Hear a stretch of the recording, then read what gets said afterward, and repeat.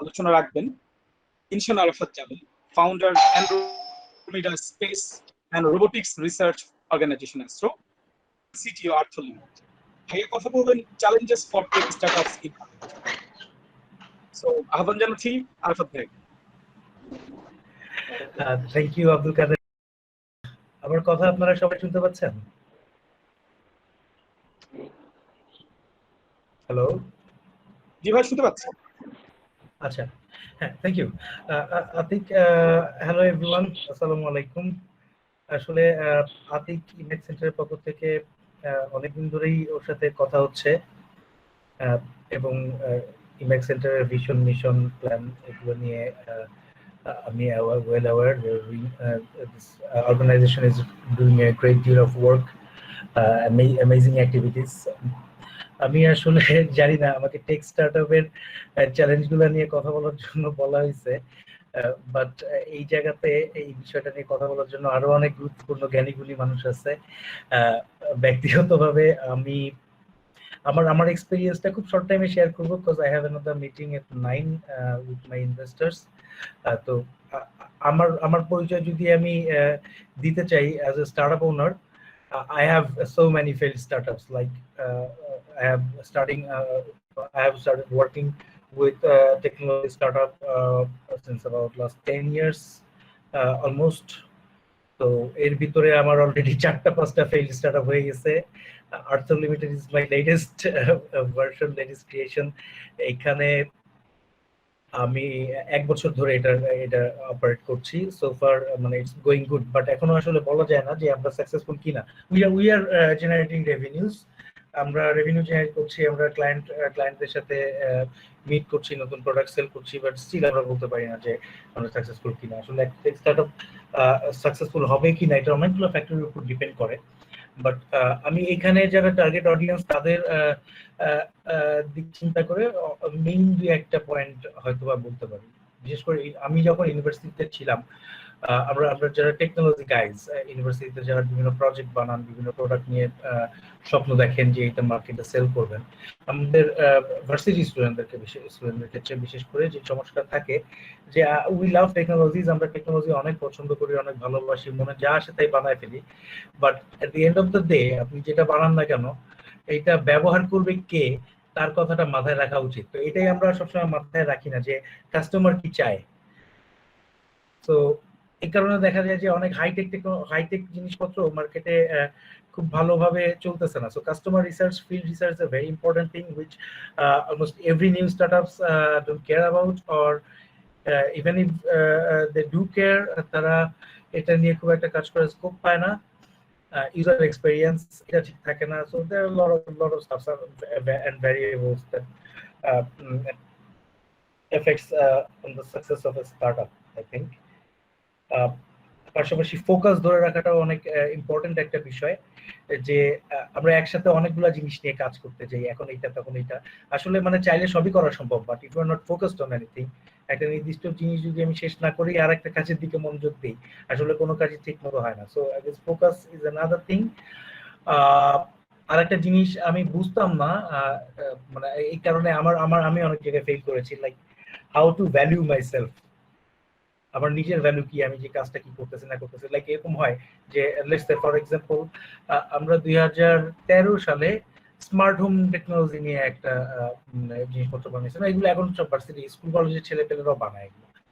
তো ওটা নিয়ে গেছি ইনভেস্টরের কাছে, যে আমাদের ইনভেস্টর লাগবে। তো খুব ভালো কথা, পিচ করলাম, প্রেজেন্টেশন দিলাম, তারপরে যে আসেন কথা বলি, কত টাকা ইনভেস্টমেন্ট লাগবে, ভ্যালু কি। তো আমাদেরকে এক ভদ্রলোকের সাথে কথা, উনি ইউজার এক্সপেরিয়েন্স নিয়ে কাজ করেন। উনি আমাকে যেটা বললেন, যখন ভাই আপনি যেটা বানাইছেন this is very nice, let's say আপনি এইটার কাজ করতেছেন, এইটার আপনার কাজের ভ্যালু হচ্ছে 1 লাখ টাকা, আমরা এখানে ইউজার এক্সপেরিয়েন্স দিব, ইউজার এক্সপেরিয়েন্সের ভ্যালু 15 লাখ টাকা। তো কত হলো টোটাল? 16 লাখ। এরপরে চলে ইনভেস্টর নেই, ইনভেস্টর এখানে 1 কোটি টাকা ইনভেস্ট করলো। At the end of the day আমার ইয়াটা তাহলে কতখানি থাকতেছে? খুব বেশি কিন্তু থাকতেছে না, লাইক অ্যাবাউট 1% 2%। সো উনি যে জিনিসটা বলছে, মানে আমি কিন্তু ইনস্ট্যান্ট ওনাকে অ্যান্সার দিতে পারি নাই, বিকজ আই ডিডন্ট নো যে আমি যে জিনিসটা বানিয়ে নিয়ে আসি এটার ভ্যালু আসলে কত হওয়া উচিত। So for that missing information, missing piece of the puzzle. I couldn't go through with the investors. আমি অনেক ভয় পেয়ে গেছি যে আল্লাহ জানে আমার মানে এই জিনিসটা এত কষ্ট করে করলাম, নিয়ে আসছি, এখন এটা হবে কি হবে না কোনো ঠিক ঠিকানা নাই. So yeah, that was one of my first failure. Torit Lab was my another startup which failed. তার কারণ হচ্ছে যে আমি অসময়ে অজিনিস শুরু করছিলাম. we were doing really good, industry গুলোতে পেনিট্রেট করার চেষ্টা করতেছিলাম, খুব ভালো ভালো কাজও করতেছিলাম, but that failed because I couldn't manage my time. আমার অন্যান্য এনগেজমেন্ট, আমার পার্সোনাল লাইফ, পড়াশোনা সবকিছু বাদ দিয়ে আমি ওটা করতে গেছিলাম. So I had to leave it for sake of my career. So অনেক স্টার্টআপ ওনার আছে যে যারা দিন দুনিয়া সবকিছু বাদ দিয়ে মানে স্টার্টআপ পিছনে লেগে থাকে. এক্সাম্পল দেয় যে বিল গেটস, জুকারবার্গ, এদের তো কোনো ডিগ্রি নাই. আমিও আসলে অনেকদিন ওই কথা মানুষকে বলে পাইছি যে ওদের সার্টিফিকেট নাই, আমার সার্টিফিকেট লাগবে না, আমি নিয়ে করবো. But at the end of the day this is very important, specially in our society certificate is important. আপনার একটা চাকরি ইম্পর্টেন্ট. আমি একটা ইভেন্টে অ্যাটেন্ড করার সুযোগ হয়েছিল যে এটা নাভিদ মাহবুবের, আমি জানি না এখানে কয়েকজন নাভিদ মাহবুবকে চিনেন. তো উনি এরিকসনের সিইও ছিলেন, মাস্টার থেকে পাস করা. Is a comedian now, but yeah startup কমিউনিটির অনেক ইম্পর্টেন্ট এবং মজার একজন মানুষ. তো উনি একটা কথা বলেছিলেন যে স্টার্টআপ মানুষের লাইফে তিনটা পার্ট থাকে, মানে things you need for the necessity, things you like to do, things that are your hobby, যেটা কিনা আপনি অবসর সময় করেন, আপনার করতে ভালো লাগে. আর things you dream about, যেটা আপনি করতে চান, যেটা নিয়ে আপনি স্বপ্ন দেখেন, যেটা আপনাকে তাড়না দেয়. তো মানুষ আসলে খুব লাকি হয় যখন এই তিনটা জিনিস, লাইফের এই তিনটা পার্ট একসাথে হয়ে যায়. আনটিল দ্যাট আসলে আমাদেরকে ম্যানেজ করে চলতে হয়. কেউ কেউ চাকরি করে, চাকরির পাশাপাশি একটা ছোট কোম্পানি খুলে সেখান থেকে ইয়ে করে. আবার কারো দেখা গেছে যে ফ্যামিলিগত ভাবে অনেক টাকা পয়সা আছে, সে তার চাকরি বাকরি করতেছে না, সরাসরি স্টার্টআপ নিয়ে পড়ে আছে, টাকা পয়সা ঢালতেছে. সো আসলে প্রত্যেকের লাইফের সিনারিও ডিফারেন্ট, এক একজন এক একভাবে জিনিসটা ম্যানেজ করে. But it's true for every startup, not only tech startup, যে এই তিনটা পার্ট যদি যখন এক হয় তখন আপনার স্টার্টআপটা সাকসেসফুল হবে. আপনি এমন একটা কাজ করতেছেন যেটা আপনার হবি, যেটা আপনি করতে ভালোবাসেন, এন্ড ইটস প্রোভাইডিং মানে ইউ এনাফ যে আপনার মানে বেসিক নেসেসিটি গুলো কভার হচ্ছে. So I guess it's important to think about. It's an important thing to think about. Our key, hey, to focus, market analysis, having all the resources we need. Money is not the only thing that we need. Money is a very important thing. যে sort of successful হওয়ার জন্য investment necessary, but not the most necessary thing. The most necessary thing is the team member having focus. Oh, Samsul Alam Shamrat is here. Okay. Team member having focus and yeah, doing the market research. Like আপনি একটা technology দিয়ে product বানাচ্ছেন, you need to know যে আপনার এই প্রোডাক্টটা কে ব্যবহার করতেছে, সে কেমন ভাবে চাচ্ছে, নট আপনি কেমন ভাবে চিন্তা করতেছেন. Yeah, so customer feedback is very important, যেটা আমরা খুব একটা কনসিডার করি না. pretty much everything. আসলে আরো অনেক কিছু আছে, আমি প্রথমে বলে নিছি যে এই বিষয়ে কথা বলার জন্য আমি আসলে খুব মানে যোগ্য কেউ না. আমার অনেকগুলো ফেল স্টার্টআপ আছে, আই শিওর যে আমি আরো যতগুলো স্টেপ নিব তার ভিতরে অনেকগুলো ফেল করতে পারে. I am still learning about it, but হ্যাঁ, ইম্যাক্স সেন্টারের সাথে আমার সবসময় যোগাযোগ আছে. আই গেস আজকে আমার হাতে সময় খুব কম, সো আমি আর আপনাদের সময় নিব না. যে কারো যদি কোনো ধরনের পার্সোনাল কোয়েরিজ থাকে, এক্সপেরিয়েন্স শেয়ার করার জন্য, I try to be available through Imax centre and Abdul Kader Atiq. যারা আমাকে পার্সোনালি চিনেন তারা আমার সাথে পার্সোনালি যোগাযোগ করে কোনো ধরনের ইনফরমেশন যদি লাগে, you can connect me with Facebook. আমার personal website আছে onkonarafat.info. You can go there and know about me more, and connect me on LinkedIn, maybe, because LinkedIn আমি active থাকার চেষ্টা করি. So yes, thank you Abdul Kader Atik, thank you everyone for listening to my jibber jabber. I guess I don't have much to talk about anymore. Thank you Arafat ভাইয়া, thank you for your time. এখন আরাফাত ভাই school একটা client meeting attend করবেন কিছুক্ষণ পরে। আসলে ভাইয়া যেটা বলছেন যে আসলে উনি এই বিষয়ে দ্যাট ইজ হচ্ছে খুব বেশি কিছু বলার মতো কেউ না, actually this is not true. ভাই আসলে একজন টেক এনথুসিয়াস্ট হিসেবে আমাদের বিশেষ করে কমিউনিটিতে খুব ভালোভাবে পরিচিত এবং অনেকগুলো স্টার্টআপ নিয়ে উনি কাজ করেছেন। স্টার্টআপ আসলে একটা এক্সপেরিমেন্টের ব্যাপার, অনেক স্টার্টআপ সাকসেসফুল হয়, অনেকগুলো ফেল করে। আজকে যেগুলো আমরা সাকসেসফুল স্টার্টআপ দেখি এগুলো আসলে কিন্তু অনেক কেস স্টাডি আছে, অনেক ফেলিয়ার কেস আছে, এবং অনেক স্টার্টআপ আছে যে ইনিশিয়ালি এটা হয়তো মনে হয়েছে যে ফেল, টার্গেট অডিয়েন্স ব্যাপারটা সেভাবে নেয় নাই, বা পরবর্তীতে সেই স্টার্টআপ গুলো কিছু স্ট্র্যাটেজি চেঞ্জ করার কারণে আবার কিন্তু একই স্টার্টআপ আবার কিন্তু আবার ঘুরে দাঁড়িয়েছে। সো ইনশাল্লাহ আরাফাত ভাইও সামনে যে স্টার্টআপ গুলোই নেবেন সাকসেসফুলি ইনশাল্লাহ মার্কেটে আমরা পাবো আশা করি। ভাই অ্যাকচুয়ালি আমি ওনাকে পার্সোনালি চিনি, উনি বিশেষ করে হাইটেক বিশেষ করে টেকনোলজি নিয়ে কাজ করেছেন, কাজ করেন, particularly artificial intelligence, robotics, astronomy নিয়ে কাজ করে থাকেন। সো আরাফাত ভাই, thank you for your time.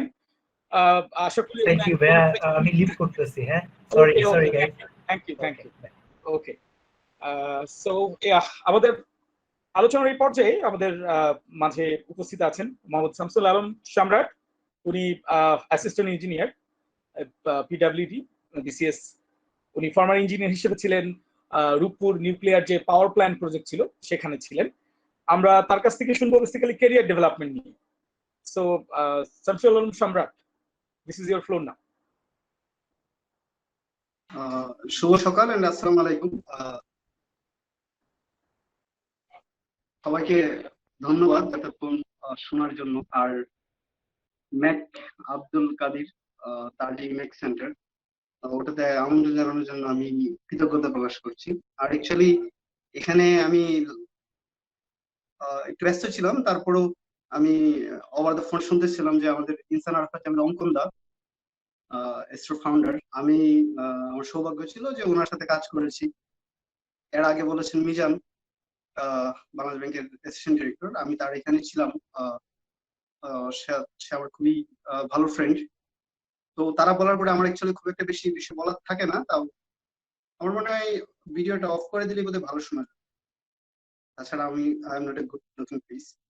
Okay, first of all Abdul Kadir আমার সম্পর্কে বলেছে, তাও আমি আমার একটু ইন্ট্রোটা দিয়ে দিই যে আমি চুয়েটের 2014 সালে পাশ করি। তারপরে বিভিন্ন প্রতিষ্ঠানে কাজ করি, almost part time full time হিসেবে। প্রায় এটা আমার 11th অর্গানাইজেশন।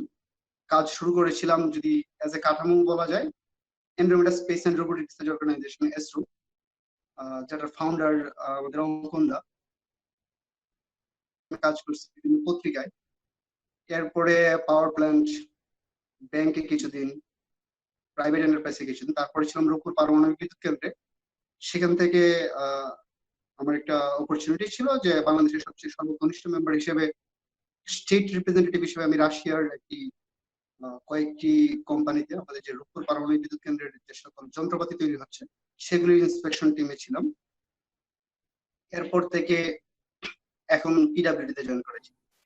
তো এখানে আমাদের এস্ট্রো ফাউন্ডার অঙ্কন দা বলেছেন যে ওনার অনেকগুলি স্টার্টআপ ফেল করছে, বাট আমার কাছে এটা মনে হয় না। কারণ আমরা অলমোস্ট আমাদের 8 বা 9 জন ফ্রেন্ড ওই অঙ্কনদার সাথে কাজ করতাম সে সময়। তো আমি শুধু এটা বলতে যাচ্ছি যে ওই স্টুডেন্ট লাইফে অর্গানাইজেশন করলে কতটুকু বেনিফিটেড হওয়া যায়। অঙ্কনদা ছিলেন আমাদের সামনের সারির যোদ্ধা, উনি আমাদের পিছনের রাস্তাটা তৈরি করে দিয়েছিলেন। এই জন্য আমাদের ওই ফ্রেন্ডদের, আমরা যারা কাজ করতাম বা আমাদের একটা হলের একটা ল্যাবরেটরি ছিল, ওখানে যারা রাতে যেতাম বা রাত জেগে কাজ করতাম, রোবট বানাতাম। তো আমাদের 8 of 6 আমাদের 6 জন আমাদের ফ্রেন্ড যারা অলরেডি বাইরে হায়ার স্টাডি করতেছে। এর মধ্যে আমরা 2 জন গভর্নমেন্ট সার্ভিস আছে, আমি আছি পিডব্লিউডিতে, আর আমার ফ্রেন্ড রাকেশ ঘোষ, সে আছে বাংলাদেশ সিভিল এভিয়েশন যেটাকে বলে ক্যাব, বেবি চোখ নামে পরিচিত, বেসামরিক বিমান চলাচল কর্তৃপক্ষ, ওখানে সে অ্যাসিস্ট্যান্ট ইঞ্জিনিয়ার আছে। তো যে ফেইলর দাদা যে কথাটা অর্থ বললেন, অ্যাকচুয়ালি আমরা উই আর নট ফেইলরস। আমরা একটা জায়গায় যেতে পারছি। আর অঙ্কনদা হয়তো ইন টার্মস অফ মানি বা ইন টার্মস অফ সাকসেস উনি যদি এভাবে দেখেন যে আমরা যে জায়গাগুলিতে এভিল করতে পারছি, সেই এভিল করার সুযোগটা ক্রিয়েট হইতো না, বা আমাদের স্বপ্ন দেখাটা ক্রিয়েট হইতো না যদি এস্ট্রোর যে ফাউন্ডার উনি যদি এস্ট্রোটা তৈরি না করতেন। এবং আমরা আরেকটা জিনিস যেটা শিখতে পেরেছি যে how to handle A negative situation positive way. এই কথাটা আমরা সবসময় বলতাম যে যতই স্ট্রাগল থাকুক না কেন আমরা কিভাবে কেরিয়ার ফোকাস করব। তো আমার আজকের বিষয়বস্তু কেরিয়ার ডেভেলপমেন্ট নিয়ে আমি বিস্তারিত না বলে আমি যে লাইনে কেরিয়ারটা ডেভেলপ করেছি আমি সেই লাইনের উপর কথা বলছি। তো আমার ছাত্র জীবনে আমরা পাশাপাশি বিভিন্ন সংগঠনের সাথে যুক্ত ছিলাম, সেখান থেকেই আজকের যে হোস্ট আব্দুল কাদির তার সাথে পরিচিত। তো তারপরে আমরা তখন রোবট বানাতাম, স্বাভাবিকভাবেই রোবট বা ইলেকট্রনিক্স প্রজেক্ট গুলি বানাতাম। আমাদের একটা ড্রিম ছিল যে আমরা এমন একটা কিছু দেশের জন্য করব যার মাধ্যমে we can make our country like a mini Silicon Valley. But unfortunately যা হয় after passing out from university আমরা সেই ফ্লোটা সেই গ্রাউন্ডটা অনেক সময় অনেকে ক্রিয়েট করতে পারি। তখন আমাদের এক একজন এক এক পাথ চুজ করে, কেউ হায়ার স্টাডির জন্য যায়, কেউ দেশে সেটেল হতে চায়। তো আমি যেটা করলাম যে আমি বেসরকারি চাকরি শুরু করলাম। তো আমি যখন প্রাইভেট ফার্মগুলিতে চাকরি করতেছিলাম তো সেখানেও কাজগুলি তখন দেখা গেল অ্যাজ এ ইঞ্জিনিয়ারিং গ্রাজুয়েট আমার জবগুলি হয়ে গেল হোয়াইট কালার জব না, it's called dirty collar job. এটা অন্যভাবে নেওয়ার কিছু নাই, বা আবার এটা বলা হয় যে মানে যে হাত কর্দম যুক্ত সেই হাতের ইনকাম সবচেয়ে সুন্দর। এক্স্যাক্টলি যে আমাদের যে প্রাইভেট সেক্টরে যে ইঞ্জিনিয়ারিং যে প্রতিষ্ঠানগুলি, তো সেই কারণে কাজগুলি আপনাকে হ্যান্ড টু হ্যান্ড করতে হয়, but there is a little scope to research. তো আমাদের একটা প্ল্যান, আমার ব্যক্তিগত প্ল্যান ছিল যে আমি একটা কোম্পানিতে, আমার আপাত প্রথম থেকে ইচ্ছা ছিল আমি দেশে থাকবো। তো আমার একটা প্ল্যান ছিল যে আমি যদি একটা কোম্পানিতে যাই ইন্ডাস্ট্রিয়াল রিসার্চটাকে বুস্ট আপ করবো। কিন্তু আমি যখন গেলাম তখন গিয়ে দেখলাম যে অ্যাকচুয়ালি এটার এমন একটি জটিল প্রক্রিয়া, ইচ্ছা করলেই সম্ভব না। কারণ যে পাওয়ার প্ল্যান্ট, যদি একটা পাওয়ার প্ল্যান্টের কথা চিন্তা করি, যে পাওয়ার প্ল্যান্ট ইতিমধ্যে অপারেশনে আছে সেই পাওয়ার প্ল্যান্টে আপনাকে রিসার্চ করে একটা লাইভ পাওয়ার প্ল্যান্টের সাথে আপনার রিসার্চ অ্যাক্টিভিটিটা টেস্ট করার জন্য দিবে না, কারণ সেটা হিউজ লসের সম্মুখীন হবে। In terms of money it May 1000 crore যদি এটা আপনার 15 দিন শাটডাউন থাকে একটা পাওয়ার। তো সেক্ষেত্রে আপনি কিন্তু ওই এক্সপেরিয়েন্সটা এখানে করার সুযোগটা নাই। তার মানে আপনাকে যে কাজটা করতে হয় সেটা হলো ওই যে অপারেশন, এই অপারেশনটা করতে হয়।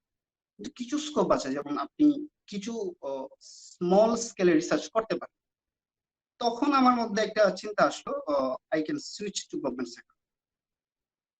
যদি আমার আমি আরেকটু এক্সপ্লোর করতে চাই, তখন আমি জবের পাশাপাশি গভর্নমেন্ট সার্ভিসের যত কোশ্চেন আছে সেই প্রশ্নগুলি বা কিভাবে পরীক্ষা কাঠামোটা হয় সেগুলি দেখা শুরু করলাম।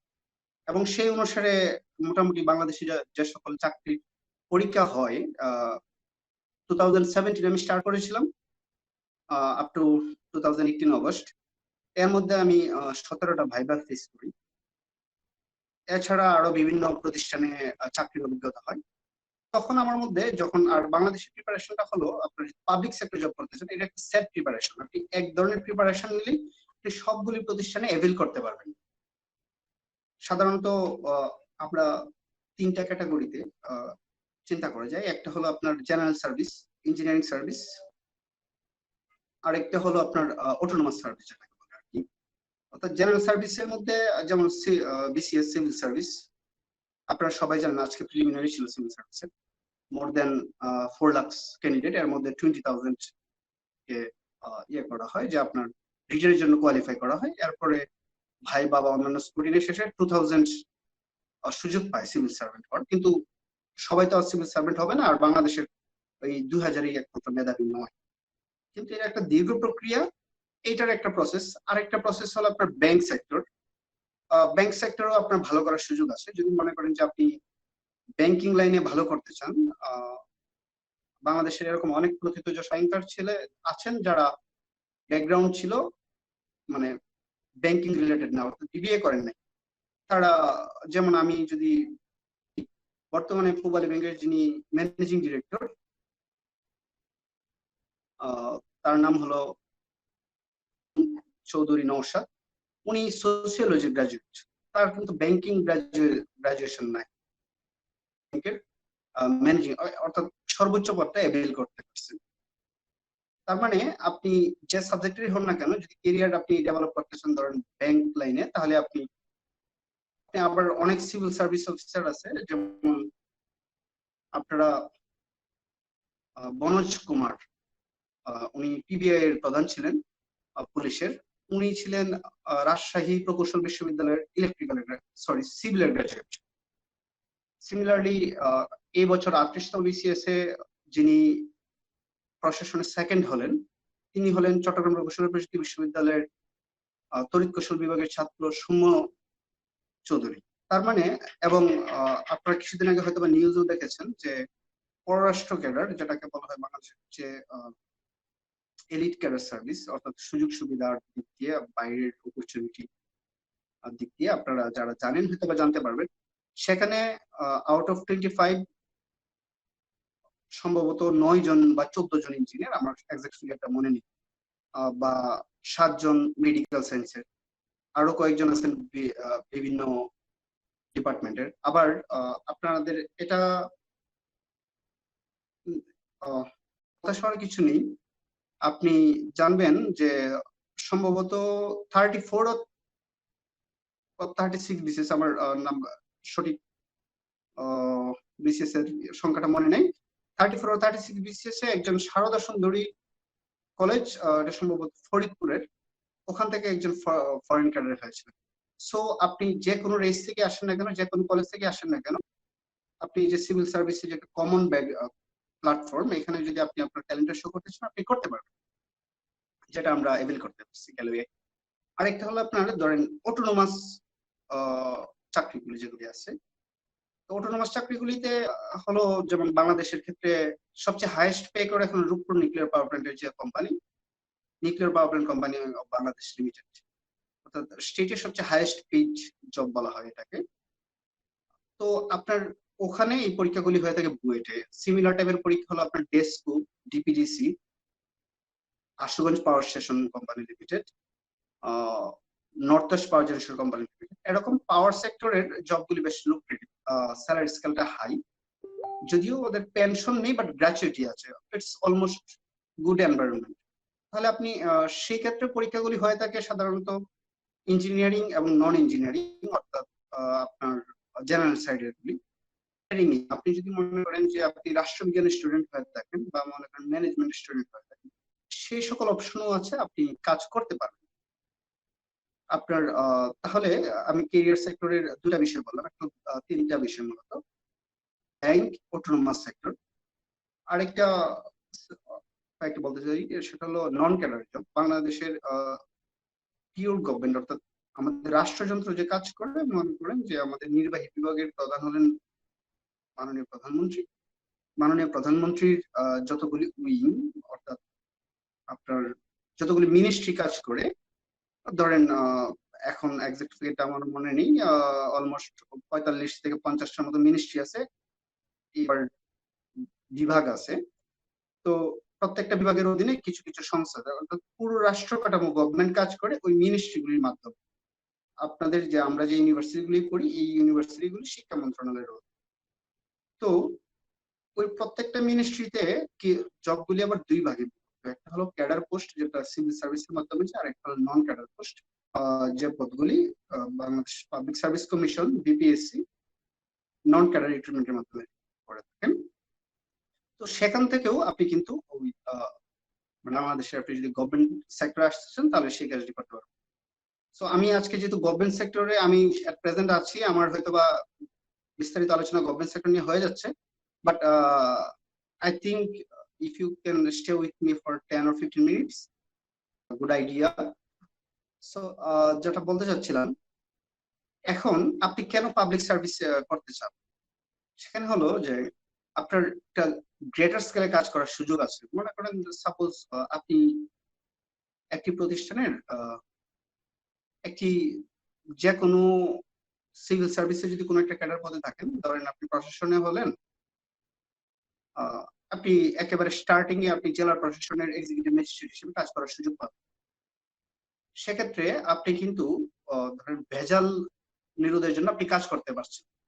আবার আপনি যদি কেমিস্ট হয়ে থাকেন, বা কেমিক্যালে পড়ে থাকেন, তখন আপনি কিন্তু খুব সুন্দরভাবে ওই মোবাইল কোডটা পরিচালনা করতে পারেন। ধরুন আপনি একজন সিভিল ইঞ্জিনিয়ার, আপনি একটা স্থাপনা উচ্ছেদে গেলেন বা একটা স্থাপনার কোয়ালিটি জাজমেন্টে গেলেন বা এটার এস্টিমেশন চেক করতে গেলেন, তখন কিন্তু আপনি অন্যদের চেয়ে ভালো ইনপুটটা দিতে পারবেন। তার মানে কি হলো, আমরা এজ এ হোল নেশন আমরা কিন্তু ডেভেলপমেন্টের দিকে যেতে পারবো।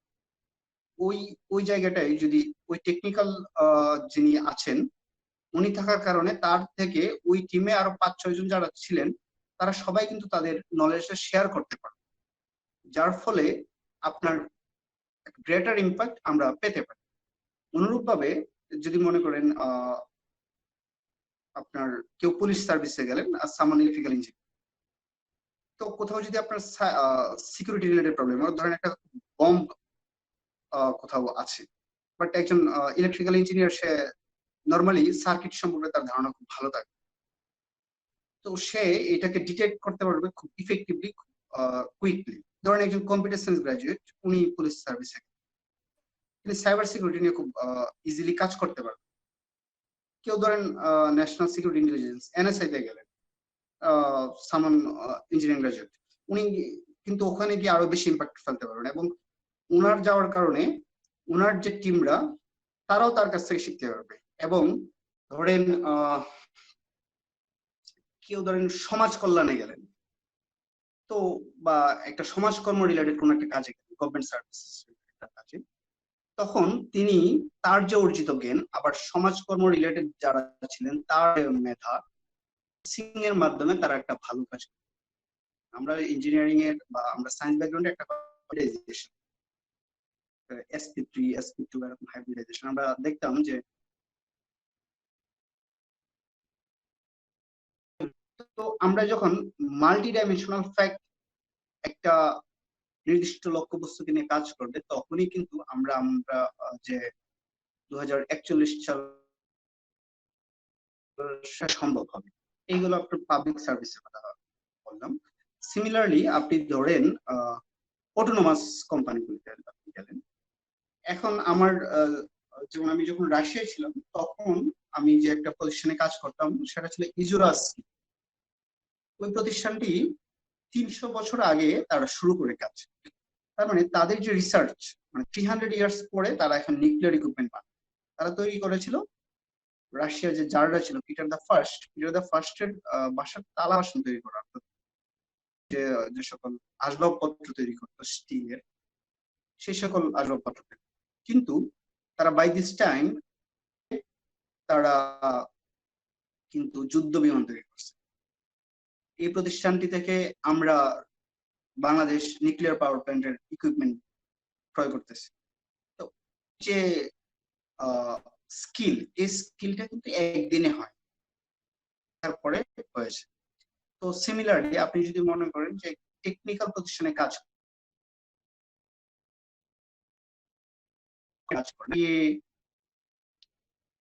আপনি কিছুটা দূর একটা রিসার্চ করলেন বা একটা কাজের একটি সিস্টেম ডেভেলপ করলেন, তারপরে আপনার পরবর্তী জেনারেশন দিয়ে আরেকটু কাজ করলেন, এইভাবেই একটি প্রতিষ্ঠান।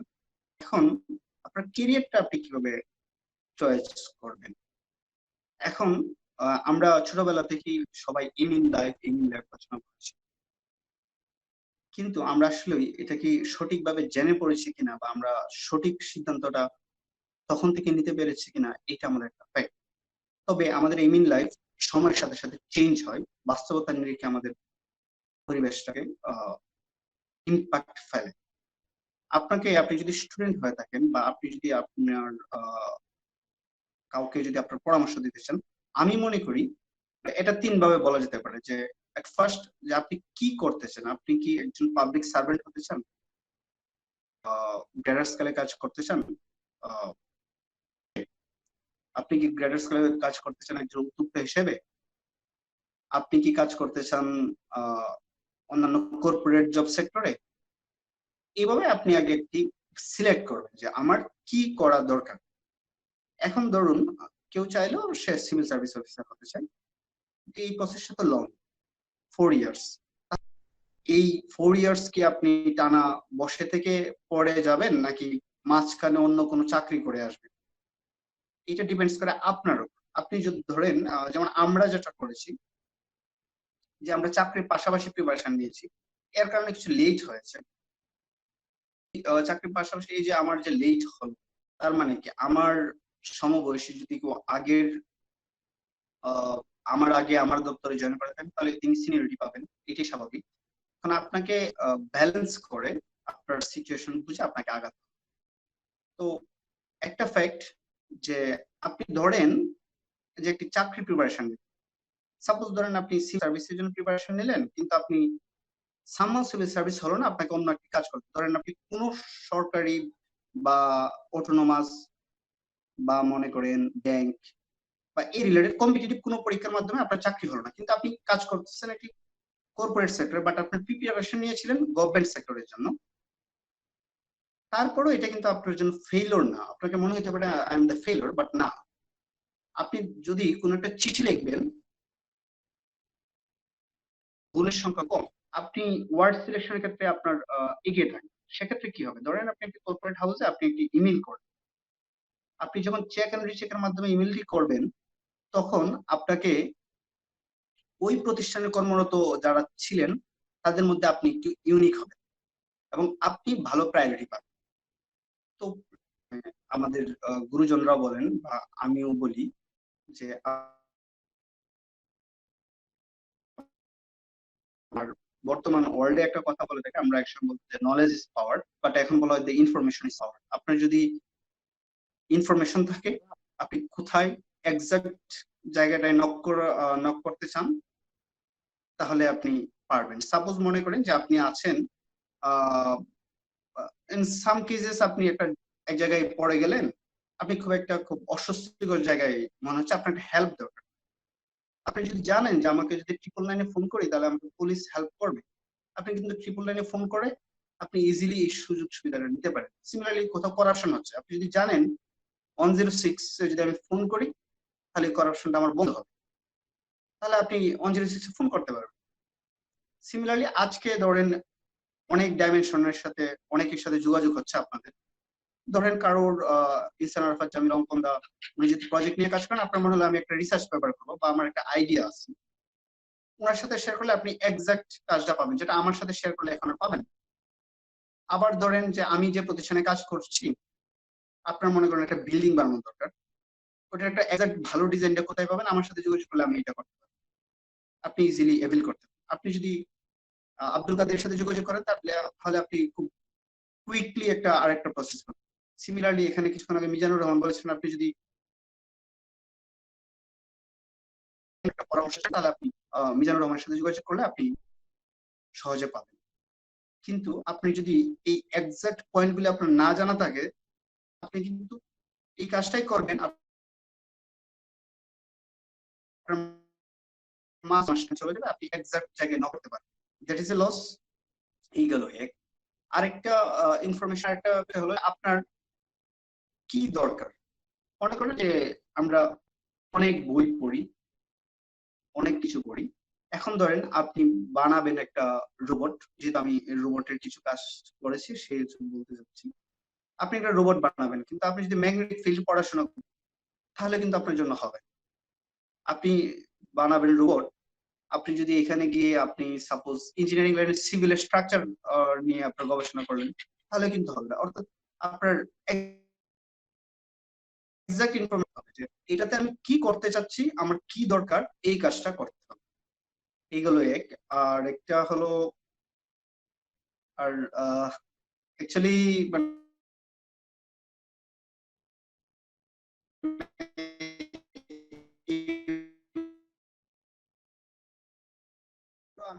আমাকে শোনা যাচ্ছে ম্যাক? হ্যাঁ, শোনা যাচ্ছে, তবে ম্যাক একটু মানে কথাগুলো একটু কেটে কেটে যাচ্ছে, বেঁধে যাচ্ছে, একটু করে বেঁধে যাচ্ছে মনে হয়। মেবি নেটওয়ার্কের সমস্যা। আচ্ছা, ওকে। আর কন্টিনিউ করেন। আমি আমি র্যাপ আপ করবো উইদিন 3 মিনিটস। ওকে। তাহলে first of all career development, যেহেতু ইন বাংলাদেশ যদি ক্যারিয়ার ডেভেলপমেন্ট করতে চান, ফার্স্ট অফ অল আপনি যদি আত্মসম্মানের সহিত, আত্মমর্যাদার সহিত সোসাইটিতে ভালো ইম্প্যাক্ট রাখতে চান, তাহলে আপনি পাবলিক সার্ভিসে আসতে পারেন। কারণ হলো, আমি আমার এক্সপিরিয়েন্স থেকে বলি, আপনি যদি একটি কর্পোরেট হাউস বা একটি কোম্পানিতে চাকরি করেন, আপনি যদি কোম্পানি ওনার হতেন তাহলে কি হবে? আপনার যে কি পজিশনটা আছে সেই পজিশনটা হয় কর্পোরেট মাল্টিন্যাশনাল সেক্টরটার হিসাব অন্যরকম, বাট সাধারণত যা হয়, আপনার কি পয়েন্টটাকে আপনার কোন রিলেটিভ বা মোস্ট ট্রাস্টি পারসনকে রাখবেন, তার মানে আপনি ওই পজিশনটা এভিল করতে পারেন। আর ওই পজিশন যদি এভিল না করতে পারেন, আপনার আইডিয়া বা আপনার যে চিন্তা ধারণা সম্ভব। কিন্তু আপনার যদি পাবলিক সার্ভিসে থাকেন, কিছু ঝামেলা আছে, স্বীকার করবো না, ইট ডিপেন্ডস অন আপনার ইন্টারপার্সোনাল রিলেশনস আছে, বাট প্রবাবিলিটি ইজ হায়ার যে আপনি একটি টপ পজিশনে যেতে পারবেন যদি আপনার সেই কোয়ালিটি থাকে। পাবলিক সার্ভিসে একটা, যে আপনি ইউনিভার্সিটি টিচার হলে আপনি ভিসি হতে পারেন, তখন আপনার যে চিন্তা ধারণা আছে সেই চিন্তা ধারণা ওই ইউনিভার্সিটিতে আপনি প্রোভাইড করতে পারেন। আপনি ডিপার্টমেন্টের হেড হতে পারবেন, তখন আপনি হেড অফ দ্য ডিপার্টমেন্ট হিসেবে আপনার ইউনিভার্সিটিটা কিভাবে গড়ে তোলা সম্ভব সেটা আপনি চিন্তা করতে পারেন। এইগুলো পাবলিক সার্ভিসে যারা করতে চান, পাবলিক সার্ভিসের যে সিস্টেম আছে আজকাল ইন্টারনেটে বহু কিছু পাওয়া যায়, আপনাকে পড়তে হবে। আর বর্তমানে রিক্রুটমেন্ট সিস্টেমটা কিছু চেঞ্জ হয়েছে। একটা সময় ছিল কিছু রাজধানী, কিছু মুদ্রা, কিছু বিষয় জানলেই হতো, but this is totally different. আপনার আজকের প্রিলিমিনারি কোয়েশ্চনটা দেখেন সিভিল সার্ভিসের, আপনি অবাক হবেন যে প্রশ্ন হতে পারে, এবং ডে বাই ডে এই প্রশ্নগুলি স্ট্যান্ডার্ড হবে। আর আপনাদের মতো ট্যালেন্টরা যখন আসবে, তখন আমাদের রাষ্ট্রযন্ত্র, রাষ্ট্র কাঠামো, আমরা চাই the most brilliant student should be come in our platform. We can work with them in one house. এই গেল আপনার পাবলিক সার্ভিস এন্ড অটোনোমাস সার্ভিসের কথা বললাম। সেকেন্ডলি কথা হলো, বাংলাদেশে যদি আপনি কর্পোরেট বা প্রাইভেট সেক্টরে কাজ করতে চান, আপনাকে ঘন ঘন কেরিয়ার সুইচ করা যাবে না। আপনার ফোকাস লাইন ঠিক, যেমন আপনার বলতে পারেন লাইন যেখানে ছিল ওটার কারণে আমি কয়েকটি কেরিয়ার চেঞ্জ করে ফোকাস লাইন আসলাম। আপনি অনুরূপভাবে একটা ফোকাস লাইন, ফোকাস পয়েন্ট রাখবেন। ওই পয়েন্টে যাওয়ার জন্য আপনার যা যা করা দরকার করবেন। আপনি যদি মনে করেন যে সাপোজ আপনি টেলিকম সেক্টরে কাজ করবেন, তার মানে আপনার কিন্তু ওখানে টেলিকম সেক্টরে কাজ করবেন, আপনি হলেন সাপোজ একজন গ্রাজুয়েট, তখন আপনার সিসিএনআরটা করা ইম্পর্টেন্ট, অর্থাৎ একটা কোর্স করা ইম্পর্টেন্ট। এটা আপনার সিভিকে ভারী করবে। কিন্তু আপনি যদি মনে করেন যে আপনি টেলিকম সেক্টরে কাজ করবেন, আপনি লিঙ্গুইস্টিক কোর্স করবেন, এটা লেস ইম্প্যাক্ট ফেলবে। এটা দরকার, লিঙ্গুইস্টিক যদি কোর্স করেন তাহলে আপনি বাইরে, এখন আপনি পড়লেন চাইনিজ ল্যাঙ্গুয়েজ, কিন্তু আপনি যে কমিউনিকেশন করতে যাচ্ছেন এই চাইনিজ ল্যাঙ্গুয়েজে কাজ করবেন। এখন মনে করেন যে আপনার কাজের ইচ্ছা হলো যে একটি বিশ্বের জাতিসংঘে সাপোজ কাজ করবেন, সেখানে কোন কোন ধরনের কাজ করা যায় আপনি ওয়েবসাইটে যান, জাতিসংঘের রিক্রুটমেন্টে যান, তারা কি কি চায় সেগুলি দেখতে পারেন। আপনি ধরেন কোন একটা প্রোডাক্ট বেসডে কাজ করতেছেন, সাপোজ বাংলাদেশের সেক্টরে আমরা বলি কি সবকিছুই ধরেন আপনি একটা খেলনা বানাতে পারেন, ভালো টয়স, তাহলে আপনি টয়সটার উপর ফোকাস করেন, যে আপনি চিন্তা করেন যে আমি এটাকে এক্সপ্যান্ড করব, তখন আপনি সেভাবে কাজ করবেন। আপনার যে ফোকাস লাইনটা করলেন সেই ফোকাস পয়েন্টে রিচ করার জন্য যা যা এভিল করা দরকার সেগুলি করে যাবেন। তবে প্রথমটা ঠিক করতে হবে। আমার মনে হয় যে আমি আমার কথাগুলি মোটামুটি আপনাদেরকে, ইমেক্স সেন্টারকে খুব ধন্যবাদ যে আমাকে আমন্ত্রণ জানানোর জন্য। আর একটু টাইম বেশি নিয়ে ফেলছি হয়তো বা, কারণ অডিয়েন্সকে দেখা যাচ্ছে না, আমি মোবাইলে কানেক্টেড হয়েছি, তাই আমি বুঝতে পারতেছি না যে তাদের এক্সপ্রেশন। সো আজকের মতো এ পর্যন্তই। আর কারো কিছু জানার থাকলে আপনারা কোশ্চেন আনসার করতে পারেন, আমি সভাপতির অনুমতি নিয়ে বলতে পারবো। আর সকলকে ধন্যবাদ কষ্ট করে শোনার জন্য। আর যদি কোনো ধরনের কিছু জানা থাকে আপনারা আমাকে ইমেল করতে পারেন। ইমেল আইডি আপনারা আব্দুল কাদেরের সাথে যোগাযোগ করে পাবেন। That's all for today. সবার জন্য শুভকামনা রইল, ভালো থাকবেন, সুস্থ থাকবেন। থ্যাংক ইউ শামসুল আলম, আপনার খুব চমৎকার সেশনের জন্য। বিশেষ করে ক্যারিয়ার ডেভেলপমেন্ট নিয়ে আপনি ইনডেপথ অনেক কিছু শেয়ার করেছেন, পাবলিক প্রাইভেট সব ধরনের সেক্টরেই যেহেতু আপনার কাজ করার অভিজ্ঞতা ছিল, সেদিক থেকে এবং স্টুডেন্ট লাইফ থেকেই কিভাবে তারা প্রিপারেশন নিবে, বিশেষ করে তাদেরকে কিভাবে তারা তৈরি করবে, ঠিক যেমনটা আপনারা তৈরি করেছেন নিজেদেরকে, এবং এখন প্রজাতন্ত্রের সেবক হিসেবে আপনারা এখন কাজ করছেন। এই পর্যায়ে আমাদের অতিথিদের মধ্যে আমাদের আলোচনা রাখবেন Mohammad Sabir Hossain, assistant professor and researcher, Department of Computer Science and Engineering, CHUET, that is Chattogram প্রকৌশল প্রযুক্তি বিশ্ববিদ্যালয়। ওনার একটি বিশেষ পরিচয় রিসেন্টলি অনেকে হয়তো খেয়াল করেছেন, বাংলাদেশ হাইটেক পার্ক অথরিটি এবং হচ্ছে আইবি ইঞ্জিনিয়ার্স ইনস্টিটিউশন বাংলাদেশ মিলে একটা ইনিশিয়েটিভ নিয়েছে যে আমাদের ইউনিভার্সিটি লেভেলে যে রিসার্চ প্রজেক্টগুলো থাকে, সেই রিসার্চ প্রজেক্টগুলো থেকে ভালো প্রপোজাল যদি থাকে, সেই রিসার্চ প্রপোজালগুলোকে স্টার্টআপে কনভার্ট করা। তো তার যে প্রোগ্রামটা আছে ইউনিভেটর, তার তিনি ন্যাশনাল মেন্টর হিসেবে নির্বাচিত হয়েছেন বাংলাদেশ থেকে। তো কংগ্রাচুলেশনস ফর দ্যাট, এবং আমরা খুব এক্সাইটেড ওনার মুখ থেকে research and innovation for future growth without funding tension এই বিষয়ে আমি শুনবো। Thank you. Welcome Abdul Kader ভাই। আমি যদি আসলে খুব ফরমাল লেকচার দেওয়া, ক্লাসের বাইরে আসলে দেওয়াটা আমার একটা অভ্যাস নেই। আমাকে কি শোনা যাচ্ছে? হ্যালো, শোনা যাচ্ছে? শোনা যাচ্ছে। আমি একটু মানে আমি একটু দেখাইতে হচ্ছে আমাকে এই কারণে যে আমি একটু কথা বললে যাতে অডিয়েন্সরা বুঝতে পারে যে আমি কথা বলতেছি এবং করতেছি, না হলে অনেক সময় অ্যাটেনশন ধরে রাখা মুশকিল হয়ে যায়। চাইলে যারা অডিয়েন্স আছেন ওরাও ক্যামেরা অন করতে পারেন যাতে আমি কিছু কোশ্চেন অ্যান্সারিং সেশন রাখতে পারি, যাতে করে মানে প্রোগ্রামটা লাইভ হয়, কারণ অথবা ইন্টারেক্টিভ হয়। শুনতে শুনতে হয়তো অনেকেরই একটু জড়তা ধরে গেছে। অলরেডি কতজন কথা বলেছেন? অলরেডি আমাদের 7-8 জন মতো মনে বলে ফেলেছেন কথা। হ্যাঁ, কথা শুনতে শুনতে অনেকে হয়তো জড়তাও ধরে গেছে। ওকে, সমস্যা নাই, আমি শুরু করি।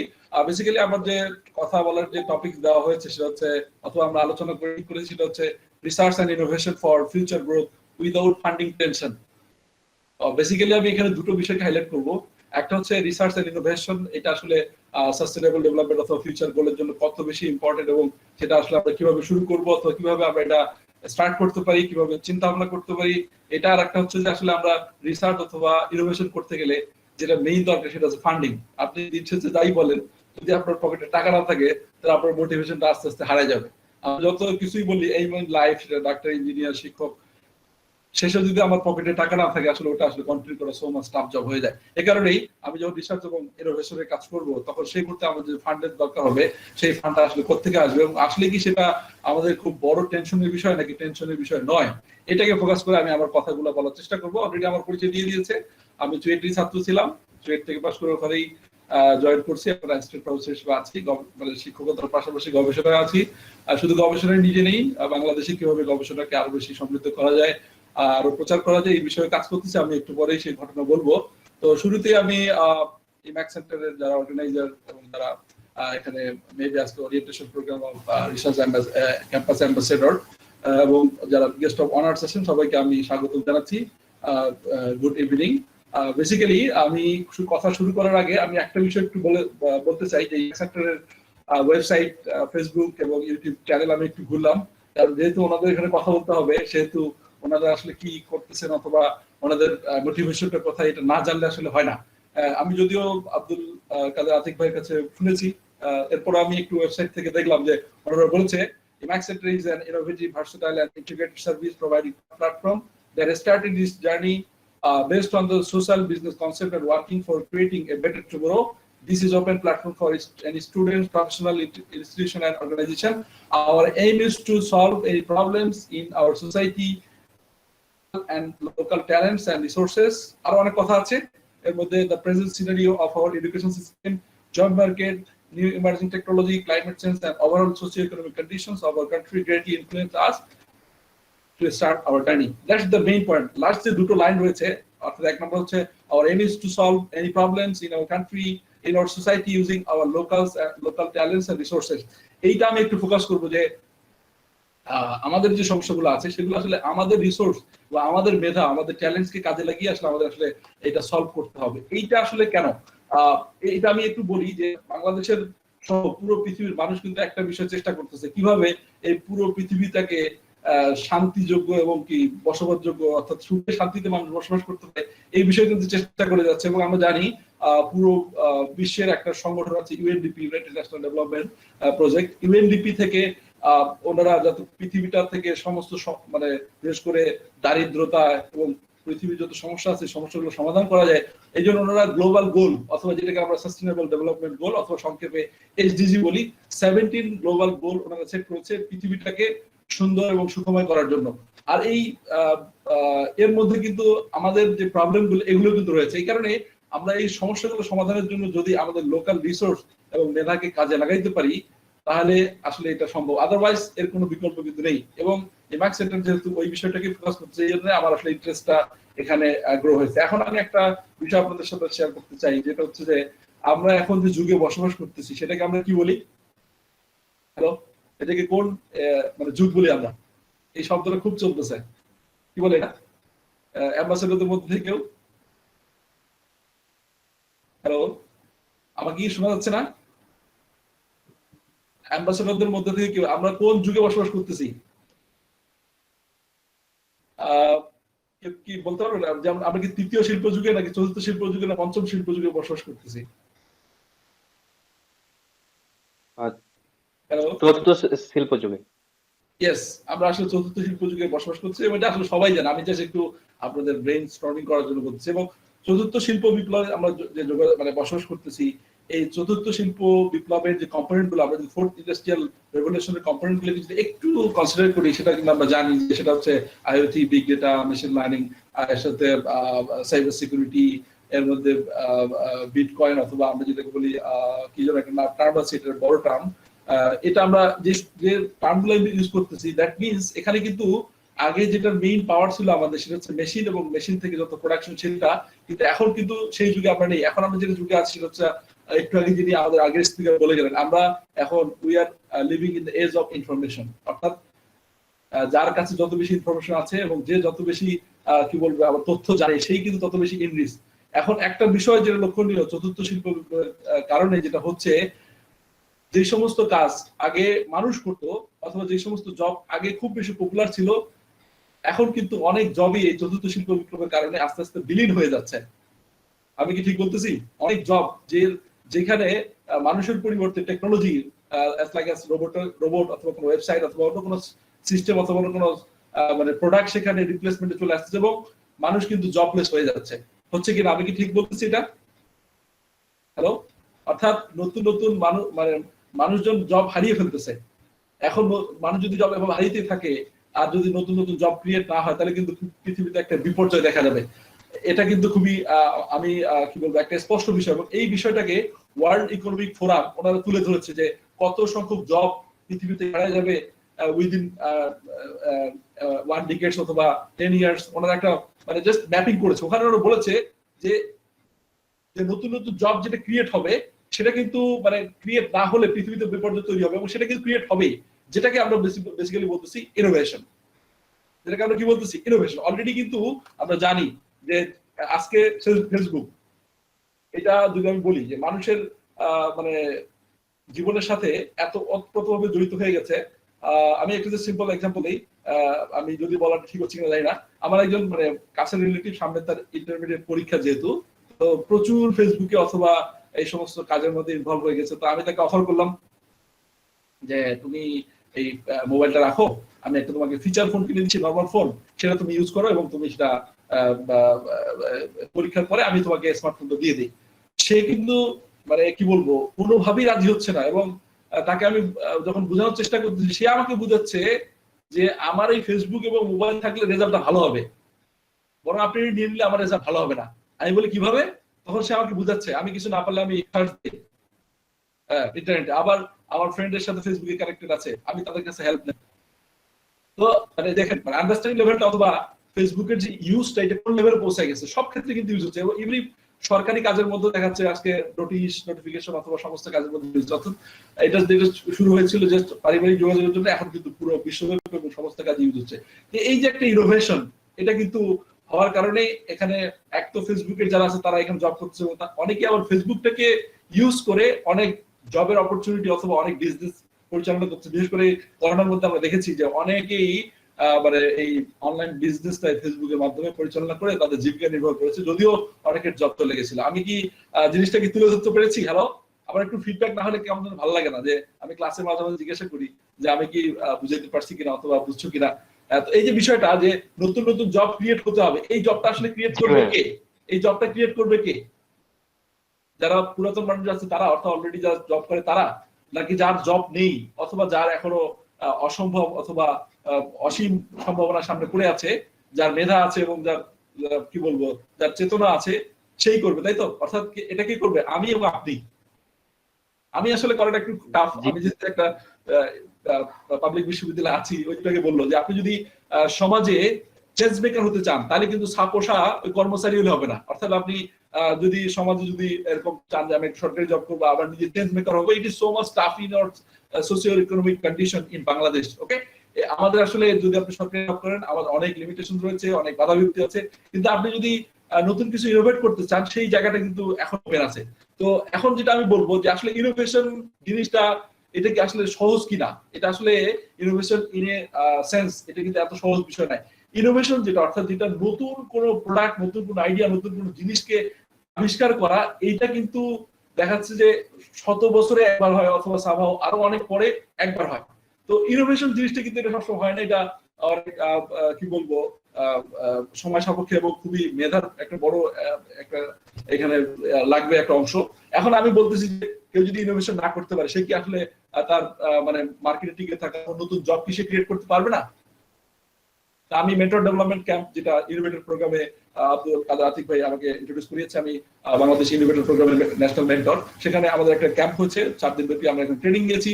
ওখানে অনেক ফেসবুক থেকে, গুগল থেকে, মাইক্রোসফট থেকে, ইভেলি থেকে, বাংলাদেশের টেক জায়ান্ট যেগুলো আছে এগুলো থেকেও আমাদের ওখান থেকে ওনারা সিইও অথবা উপরের পর্যায়ে এসেছেন এবং এই সমস্ত বিষয়টি তুলে ধরেছেন। আসলে আমরা যখন কোন একটা আইডিয়া কম্পিটিশনে আইডিয়াগুলোকে নেই, সবগুলোই যে ইনোভেশন হয় ব্যাপারটা এরকম নয়। কিছু কিছু বিষয় থাকে গ্লোবালাইজেশন।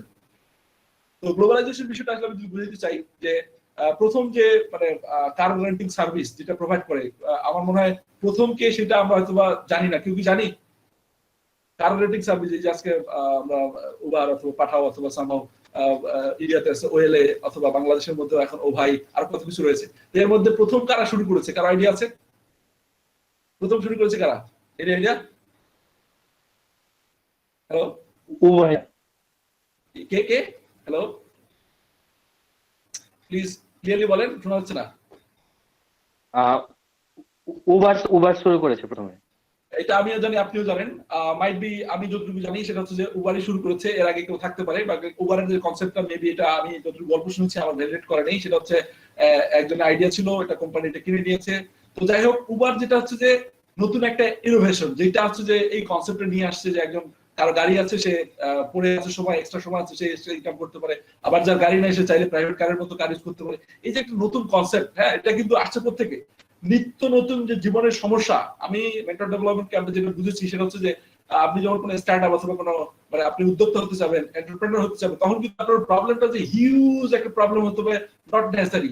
লাইফের ছোট্ট একটা প্রবলেম সলভ করার জন্য যখন আপনি চিন্তা ভাবনা শুরু করবেন এবং সেটাকে সিরিয়াসলি নেবেন, তখনই এটা হয়ে যাবে কি একটা মানে কি বলবো এন্টারপ্রেনার, অথবা সেটাকে আমরা উদ্যোক্তা বলি। তো এখানে একটা বিষয় লক্ষণীয় যে উবার কিন্তু প্রথম যদি শুরু করে সেটাকে আমরা বলবো ইনোভেশন।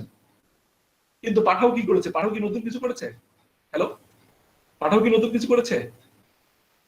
হ্যালো, বলছি পাঠাও কি নতুন কিছু করেছে? না ভাইয়া, খুব বেশি নতুন কিছু করে নাই। ওনারা হয়তো উবার ছিল কারের জন্য, এনারা মোটরসাইকেলের জন্য শুরু করেছে। এখন তো পাঠাও আবার ওনাদের মধ্যে কারও অ্যাড করেছে এবং পাঠাও ফুড পার্সেল সার্ভিস চালু করতেছে। তো এখানে কিন্তু সেম মানে মেইন কনসেপ্ট অর্থাৎ ইনোভেশন উবার আমি যদি কনসিডার করি, এটা কিন্তু গ্লোবালাইজেশন হচ্ছে কি পাঠাও ও ভাই। এবং ইন্ডিয়াতে আছে তাদের পার্সোনাল সার্ভিস ওয়েলে, আমি ইন্ডিয়াতে গেছি তখন দেখেছি ওয়েলে একটা সার্ভিস আছে, আরো অনেক সার্ভিস আছে। আমি যেটা বলতেছিলাম যে পৃথিবীর কোনো একটা অংশে, কোনো একটা প্রান্তে মেবি সেটা ডেভেলপ করতে হতে পারে। ওনাদের ওখানে যে টেকনোলজি আছে সামহাউ বাংলাদেশের জন্য অথবা কোনো একজন ব্যক্তি তার দেশের জন্য সেটাকে কাস্টমাইজ করে এবং তার প্রবলেমগুলোকে সলভ করে এবং চ্যালেঞ্জগুলো সে মোকাবেলা করে, দ্যাটস উইল বি গ্লোবালাইজেশন। এবং সেটা কিন্তু গ্লোবালাইজেশন মানে গ্লোবালাইজেশন করাটাও কিন্তু ওয়ান কাইন্ড অফ আমরা কি বলবো উদ্যোক্তা। এই জিনিসটা কিন্তু অনেকে বুঝে না যে আমাকে হয়তো বা এমন কিছু করতে হবে যেটা পৃথিবীতে নাই, এটা করতে পারলে তো খুবই ভালো, বাকি আপনি যদি না পারেন এটা কিন্তু কোনো অসুবিধা নাই, কারণ এটা কিন্তু রিসার্চের কনসেপ্টের সাথে খুব বেশি যায়। আমি যদি ইনোভেশন এবং রিসার্চকে তুলনা করি, এটা কি একই জিনিস না আলাদা জিনিস? রিসার্চ এন্ড ইনোভেশন আলাদা জিনিস একই জিনিস? আমি যদি দুটাকে research and innovation for future growth দেখিয়েছি, দুটো কি আলাদা জিনিস না একই জিনিস? একটু রেসপন্স করবেন। এটা হচ্ছে যে আলাদা জিনিস হলে আমার কাছে ঠিক একই জিনিস মনে হয়। একই জিনিস মনে হচ্ছে? আর কেউ এটা কি আলাদা জিনিস না একই জিনিস? একই জিনিস মনে হয় কি? একই জিনিস। ওকে ওকে, ওনারা বলছে একই জিনিস। আমার কাছে আসলে মনে হয় পার্থক্য আপনার কাছে রয়েছে, কি মনে হচ্ছে? বেসিক পার্থক্য। জি, আপনি পার্থক্যটা শেয়ার করতে পারেন, আপনার কাছে কি মনে হচ্ছে পার্থক্য?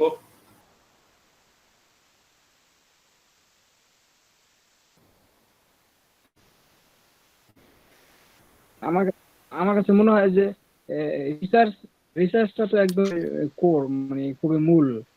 রিসার্চ থেকে একটা ভালো আইডিয়া আসে, আইডিয়া থেকে ইনোভেশন সম্পর্ক আছে, হবে একদম আমার কাছে মনে হয় যেটা। Thank you for your nice No, no. Feedback. আমি একটু মানে ক্যামেরাটা অফ করেছি কারণ আমি একটু চার্জার দিয়েছি। হ্যাঁ, আপনার কথা যেটা হচ্ছে যে ইনোভেশন এবং রিসার্চ ইন এ সেন্স একই জিনিস, আর আরেকটা হচ্ছে যে ডিফারেন্ট সেন্সে এটা আলাদা জিনিস। আমরা ইন এ সেন্স একই জিনিস বলতে পারি যে ইনোভেশন হচ্ছে নতুন কোনো জিনিস, নতুন কোনো প্রোডাক্ট, নতুন কোনো মেথড, নতুন কোনো জিনিস, এটা একেবারে নতুন যেটা আগে ছিল না এটাকে করা, অথবা সেটা হচ্ছে যে নিজের মধ্যে নিয়ে আসা, অথবা এটা নতুন মানে আমি নতুন মানে প্রথম এটাকে প্রবক্তা হওয়া, এটা ইনোভেশন। আর রিসার্চ যদি আমি ডিফাইন করি, রিসার্চ কিন্তু মানে সিমিলার কনসেপ্টই। রিসার্চ হচ্ছে ক্রিয়েশন অফ নিউ নলেজ। ওটা কিন্তু আমরা কি বলেছি, নতুন কোনো প্রোডাক্ট, নতুন কোনো মেথড, নতুন কোনো কিছু নিয়ে আসা, এটা হচ্ছে ইনোভেশন।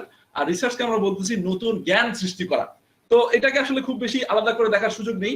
রিসার্চ এবং innovation in a sense same জিনিস। এটাকে এখন আমরা দুভাবে কল্পনা করতে পারি। আমি কিন্তু ইনোভেশনকে দুই ভাগে ভাগ করছি, একটা হচ্ছে ইনোভেশন, একটা গ্লোবালাইজেশন। তো রিসার্চকে আসলে দুই ভাগে ভাগ করা যায়, একটা হচ্ছে পিওর রিসার্চ, একটা হচ্ছে অ্যাপ্লাইড রিসার্চ। এখন নতুন জ্ঞান আমরা সৃষ্টি করতে পারি যেটাকে আমরা পিওর রিসার্চ বলি, আর নতুন জ্ঞানকে কাজে লাগিয়ে যখন এক্সিস্টিং প্রবলেম সলভ করি যেটাকে আমরা অ্যাপ্লাইড রিসার্চ বলি, সেটাই কিন্তু হচ্ছে গ্লোবালাইজেশনের সাথে কম্পেয়ার করা যায়। তো এই যে বিষয়টা, একটা বিষয় খেয়াল করেন, আমাদের ওনারা কিন্তু ইম্যাক্স সেন্টারের একটা মোটিভেশন ছিল, ওনারা বলেছে যে বর্তমান যে এডুকেশন সিস্টেম এবং সোশিও ইকোনমিক যে অবস্থা, এটার সাথে সাথে জব মার্কেট এবং ক্লাইমেট চেঞ্জ, এগুলোর উপর বেস করে কিন্তু আমরা এই মানে আমাদের এই জার্নি শুরু হয়েছে, এটা আমাদেরকে মোটিভেট করেছে, তাই তো? আপনাদের কথা কিন্তু লেখা আছে। তা আমি যদি এখন বর্তমান আমাদের এডুকেশন সিস্টেমের দিকে একটু চোখ ফিরাই, যদি আমি হায়ার এডুকেশনাল ইনস্টিটিউটের দিকে একটু মানে চোখ দিই, বিশেষ করে ইউনিভার্সিটি লেভেলে যারা আমরা আছি, তারা কিন্তু খেয়াল করেন, আমাদের কিন্তু একটা কথা সবসময় আমরা শুনে আসি, বলে আসি, আমিও বলি এবং আমিও শুনছিলাম যে universities are the places for knowledge creation and dissemination. Are they going in that way or different way? বিশ্ববিদ্যালয় হচ্ছে জ্ঞান সৃষ্টি হবে এবং জ্ঞান বিতরণ হবে, যেখানে ইনোভেশন হবে, সেখানে গ্লোবালাইজেশন হবে, সেখানে রিসার্চ হবে, সেখান থেকে প্রোডাক্ট হবে। আর the universities of Bangladesh are going in that way or different way? Can you share with me? বিশ্ববিদ্যালয়ে কি আদৌ কোনো জ্ঞান সৃষ্টি হচ্ছে এবং সেটা কি বিতরণ মানে সেই লেভেলে যেটা আসলে হওয়ার কথা সেটা কিন্তু হচ্ছে না। আমরা জানি যদিও ফোর্থ ইয়ার, হ্যাঁ, চতুর্থ বর্ষে কোন বিশ্ববিদ্যালয়ে থিসিস করতে হয়, রিসার্চ করতে হয়, আবার কোন বিশ্ববিদ্যালয়ে থিসিস না করে কোন একটা নামমাত্র প্রজেক্ট অথবা ইন্টার্নশিপ দিয়ে তারা পার পেয়ে যায়। ওখানে কিন্তু রিসার্চটা খুব বেশি ফোকাস হয় না অথবা প্র্যাকটিসে আসে না। কিন্তু আসলে বিশ্ববিদ্যালয়ে যখন জ্ঞান সৃষ্টি হবে, সেই জ্ঞানটাই যখন মানে আমরা সমাজের সমস্যা সলভ করার জন্য ইউজ করব, তখনই বেসিক্যালি হবে এটা ইউনিভার্সিটির মেইন কাজ। তো আসলে এই যে মানে বিশ্ববিদ্যালয়ে জ্ঞান সৃষ্টি হবে এবং বিতরণ হবে, এই জিনিসটাকে আমি নিজেও মানে দেখতাম, শুনতাম এবং মনে মনে চিন্তা করতাম যে আমি ছাত্র জীবনে শুনেছি, শিক্ষক হয়েও শুনতেছি এবং সেটা আমি বলতামও, মানে অনেককে বলতাম, কিন্তু আসলে দেখলাম যে আসলে ফোর্থ ইয়ার ছাড়া আসলে হচ্ছে না সেই রিসার্চটা। আমি চিন্তা করলাম একটু ভিন্ন পথে আগাই। তো আমি যেটা করলাম, সুয়েটের সেকেন্ড ইয়ারের একটা কোর্স আমি সাধারণত কন্ডাক্ট করি, সেটা হচ্ছে গত 4 বছর থেকে আমি সেটা কন্ডাক্ট করতেছি, এটা হচ্ছে অ্যালগরিদম ডিজাইন এন্ড অ্যানালাইসিস। সেই কোর্সের ভিতরে আমি চিন্তা করলাম যে সেই কোর্সে ছাত্রদেরকে একটু অ্যালগোরিদম কোর্সের সাথে রিলেটেড কিছু প্রজেক্ট অথবা রিসার্চ ওয়ার্ক দেওয়া যায় কিনা। তো আমার কি স্ক্রিন দেখা যাচ্ছে? হ্যালো, আমার স্ক্রিন দেখা যায়? Yes, sir, we can see. আমি স্ক্রিন শেয়ার দিচ্ছি। এখানে এখানে এখানে একটা নিউজ এসেছে, এটা হচ্ছে যে দেশের গবেষণা খাতকে সমৃদ্ধ করতে সুয়েজ শিক্ষকের অনন্য উদ্যোগ। আবার অনেক পত্রিকা আসছে গবেষণা ও জ্ঞান চর্চা সুয়েজ শিক্ষকের ভিন্ন প্রচেষ্টা। আমার প্রচেষ্টা ছিল এটাই যে আমি সেকেন্ড ইয়ারের ছাত্রদেরকে মোটিভেট করি, প্রজেক্টের কিছু কাজ দেই, তারা কিছু ভালো কাজ করে, প্রথম বর্ষে সেখান থেকে 2টো পেপার হয়, পরে আমি মোটিভেট আবার কাজ শুরু করি, সেখান থেকে 5টা পেপার হয়, পরে বর্ষে 7টা পেপার হয়। এরকম করে প্রায় 10-এর অধিক গবেষণাপত্র ইন্টারন্যাশনাল কনফারেন্স এবং জার্নালে প্রকাশিত হয়েছে, যেটা বাংলাদেশের ইউনিভার্সিটিগুলোর মধ্যে মানে আমি খোঁজখবর নিয়ে যেটা দেখেছি, হয়তো অন্যান্য বিশ্ববিদ্যালয়ে সামান্য পরিমাণে 2-1টা হয়েছে, কিন্তু 10-এর অধিক প্রকাশনা এটা আসলে সম্ভব হয়নি। তো আমি যেটা চেষ্টা করলাম ছাত্রদেরকে মোটিভেট করে এটা করার জন্য, তো এটা কিন্তু কাজ করতেছে। এখন আলহামদুলিল্লাহ মানে বাংলাদেশের অনেক বিশ্ববিদ্যালয়ের শিক্ষার্থী এবং শিক্ষকরা মোটিভেটেড, তারা কাজ শুরু করেছে এবং অনেকেই আমার সাথে যোগাযোগ করতেছে যে স্যার আপনার কাছে আমরা রিসার্চ শিখবো, আমরা আপনার কাছে কিভাবে গবেষণা করি সেই বিষয়টা খেয়াল করবো। তো আমরা তখন যেটা করলাম, আমি একটা মানে কোর্স অনলাইন ট্রেনিং দিলাম, how to become a researcher. সেটা কিন্তু উইদিন 7 মান্থস এখন কিন্তু প্রায় 43 স্টুডেন্ট এখান থেকে বেনিফিট হয়েছে।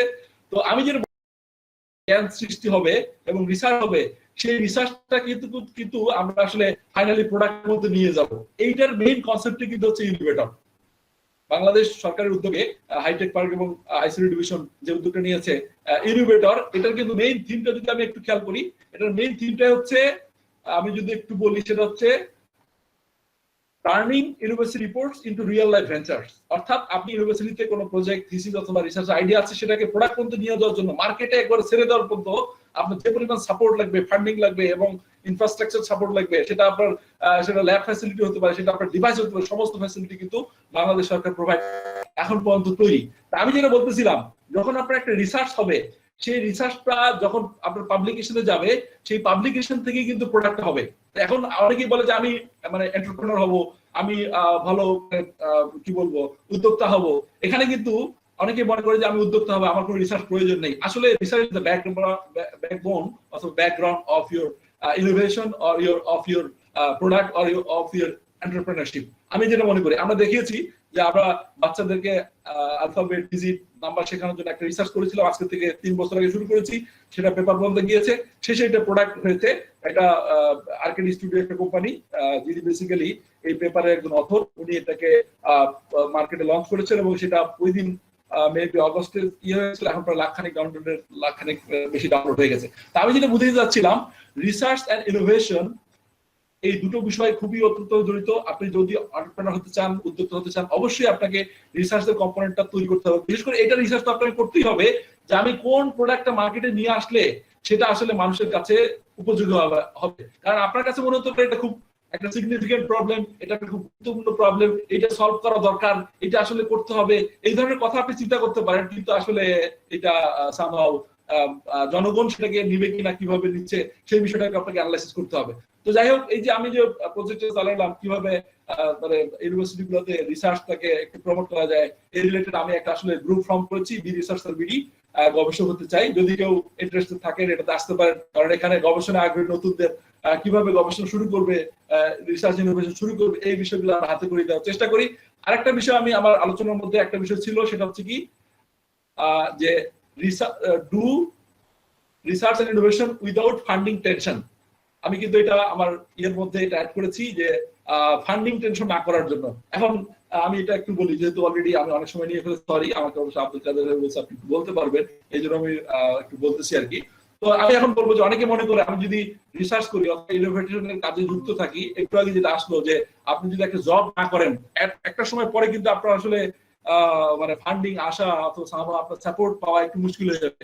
আমি কিন্তু অঙ্কন ভাইয়ের কথা যেটা বললো লিঙ্কন ভাই, ওনাকে কিন্তু আমি আমার হল লাইফ থেকে চিনি, আমাদের কি ছিল, তো ওনারা তখন থেকে এগুলো চেষ্টা করতেন আর কি। আমি তো মানে পড়ালেখার মধ্যেই ছিলাম, হ্যাঁ, ওদিকে আসলে আমি যাইনি, ওই এক্সপিরিয়েন্সটা আমার নাই। তা আমি যেটা বলি যে একজন যদি গবেষক হয়, ভালো ইনোভেটর হয়, তার আসলে ফান্ড নিয়ে চিন্তা করতে হবে না। কোথায় স্যার ফান্ড আছে? আর আমি বলি, যদি কেউ ভালো রিসার্চার হয় এবং সে হায়ার স্টাডিজের জন্য মাস্টার্স অথবা পিএইচডি প্রোগ্রামে কোনো একটা ভালো কান্ট্রি অথবা কোনো একটা ভালো ইউনিভার্সিটি সে স্কলারশিপ পেয়ে যায়, তখন কিন্তু যে ফান্ডটা সে পায়, সেই ফান্ড দিয়ে সে নিজেও চলতে পারে, আবার সে চাইলেও ফ্যামিলিকে সাপোর্ট দিতে পারে। একটা গেল একাডেমিক, এবং সে যদি এখানে ভালো রিসার্চ করা হয় তার এখানে একাডেমিশিয়ান হওয়ার সুযোগ আছে, সে ফ্যাকাল্টি মেম্বার হতে পারে, পোস্ট ডক রিসার্চার হতে পারে, অথবা ইন্ডিপেন্ডেন্ট সায়েন্টিস্ট হিসেবে সে জয়েন করতে পারে। ওকে, এটা তো একটা একাডেমিক দিক দিয়ে গেল। আবার ইন্ডাস্ট্রিও কিন্তু সাপোর্ট দেয়। আপনি মনে জানেন যে মাইক্রোসফট, গুগল, ফেসবুক, তাদের কিন্তু ইন্ডাস্ট্রি রিসার্চ আছে, অর্থাৎ ইন্ডাস্ট্রি লেভেলের রিসার্চের জন্য তারা বড় অঙ্কের কিন্তু তারা ফান্ড প্রোভাইড করে। আপনি ফেসবুকে সার্চ দিলেই পাবেন ফেসবুক রিসার্চ গ্রুপ, দেখবেন তারা ফান্ড দিচ্ছে।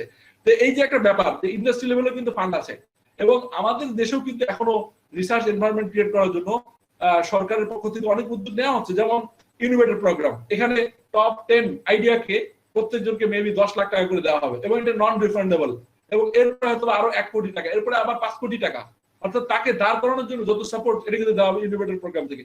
এরপরে বাংলাদেশ সরকার আইডিয়া প্রজেক্ট আছে, আবার Bangabandhu innovation grant big project আছে, আবার বাংলাদেশ সরকার বিশ্ববিদ্যালয়গুলোর কেন্দ্রিক ইনকিউবেশন সেন্টার তৈরি করতেছে, আবার প্রত্যেক জেলা ভিত্তিক মানে কি আইটি পার্ক অথবা আইটি সেন্টার তৈরি করতেছে, যেটা হাইটেক পার্ক সাপোর্ট দিয়ে আসছে। এই জন্য আমার মনে হয় কেউ যদি আসলেই ইনোভেটর হয় এবং আসলেই সে যদি ভালো একটা গবেষণা করে, আমার মনে হয় সে ফান্ডিং নিয়ে খুব একটা টেনশন করা লাগবে না। এবং কারো যদি টেনশন বেশি হয়, আমার ইমেল নাম্বার টুকে রাখতে পারেন, sabit.csc@chua.ac.com, এটা sabit.csc@chua.ac.com, অথবা আমাদের চুয়েট ওয়েবসাইটে গেলে হবে।